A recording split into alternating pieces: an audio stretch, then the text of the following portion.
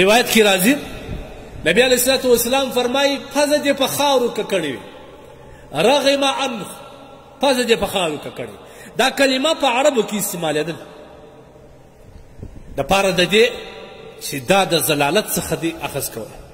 د دې کلمې څخه مطلب د دې ضلالت و یعنې مطلب ذلیله دې وي خوار دې وي نبی علیه الصلاة والسلام درې وار وایي ذلیله دې وي خوار دې وي هغه سړی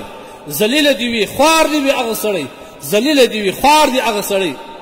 چې مور و پلار په کور کې وسره پلار یې سپین ږیری سي مور یې سپین سرې سي لیکن دی د هغوی د خدمت په نتیجه کې جنت پکې پیدا دا سړی دې ذلیله وي خوار دې وي معلومه خبره شوه چې چا د مور و پلار سره احسان وکړي دا به جنت ته دی الله سبحانه وتعالی به جنت ته داخله بل روایت کې راځي نبی علیه الصلاة والسلام منبر ته خیږي آمین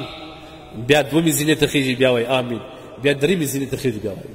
صحابه یا رسول الله امین دې پر څه وویل چې کله د نبي علیه السلام منبر راشوه سو صحابه پوښتنه کوي وایي د امین دې پر څه باندې وویل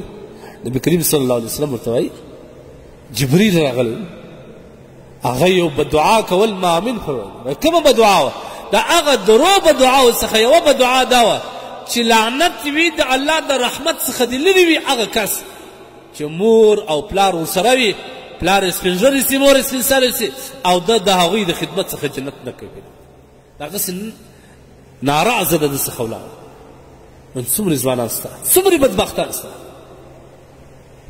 ما درته وویل چې ان الجنة تحت اقدام الامهات جنت د مور پلار د پښو لاندې دی په دې باره کې علماو یو واقعه لیکل کړې زه همیشه وایم دا واقعات د عبرت لپاره حقیقت کې به یې خو بیا هم کله کله علماو نقل کړي زموږ پر هغوی اعتماد یو د وخت زمانې یو غټ عالم و مدرس شیخ عالم د ده په کور کې مور سره و کله چې به ماخستن د جماعت نه رالی د مور سره به د احسان په خاطر هلته د مور د ځای سره کښېناستئ د مور پښې به یې کښېکاږلې چاپې کول به بیا به یې مور په دغه حالت کې بیده کړه مور به بیده سو دی به سجدې لاړ یوه ورځ داسې پېښه وسو ده ته میلمانه راغلی دی دی په کوټه کې د میلمنو سره مصروف سو کله چې ناوخته رالی چې ویې کتل مور یې بیده سوې ده ډېر پریشان ځکه علما په دې قدرداني پوهېږي عام کسان خو نه پوهېږي چې نن مې څومرې لوی خدمت ته لاسه ورکړي څومرې لویه سرمایه مې نن د لاسه ورکړي چې د مور خدمت دی د مور چپې کېدل دي ما د تو په دې علما پوهېږي ځکه دا شیخ و عالم و مدرس و د حدیث درس یې درلود ډېر طالبان یې درلود نو په دې ډېر پریشان شو خو دا هم نه سوی کولی چې مور بېرته په دا خپله چاپي باندې د خوب راکښېني چې ویې کته د مور پښې په خاورو باندې سپېرې وې د پخوا زمانه نو بیا دا پښې په خپل لاس باندې قرار ورصفا کړې او دا لاس په خپله ژبه داسې راتېر کړې بیا بیا پښې ورصفا کړې دا ګرځو څخه هغه ګرځن لاس بیا په خپله ژبه باندې داسې راتېر کړې عمل وې کوي ولاړې بیده سي سهار چې درس حدیث ته رالی یو طالب العلم ژړغونی دی ولاړ شو استاد محترم د درس تر مخه ما یو خوب لیدلی دی تعبیر یې راکړه دی ورته وایي مهرباني وایي خوب مې لیدي ته پرون ماښام په یو داسې ښایسته باغاتو ماړیو بنګلو کې ګرځېدلې داسې تالاونو چې دردونه ما نه دی لیدلی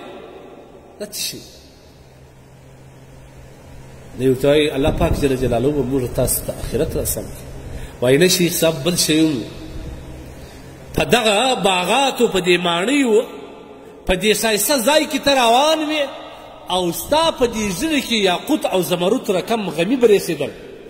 ډېره زیاته ځلایه کول دا څه شي وه شیخ صاحب د سترګو اوښکې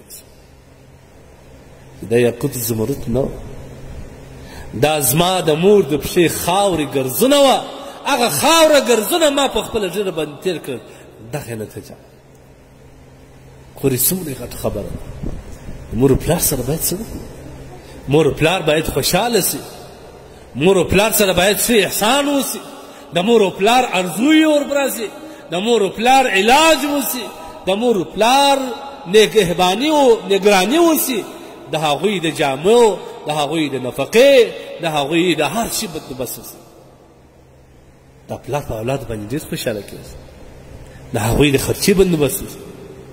هر څه باید د ستا په نفقه کې د دې خرچه معلوم وي پټې ورکوه احسان مه پر اچوه که غواړې حدیث کې راځي که څوک دا غواړي چې د ده عمر دی الله سبحانه وتعالی په دنیا کې زیات کړي د ده په رزق کې دې پراخي راولي نو په وسیله رحمي کې دې د مور پلار سره ښه سلوک کوي دا سړی قطعا الله سبحانه وتعالی نه خوروي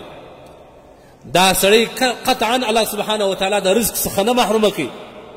او عمر به هم پراخوي باید موږ تاسو د مور پلار سره ښه سلوک کوئ دا ځوانانو ته زما ډېر توصیه ده دا نوي ماډرنه ځوانان چې کوم دي مور و پلار ته هېڅ نه وایي دا ستا لپاره لویه بدبختي ده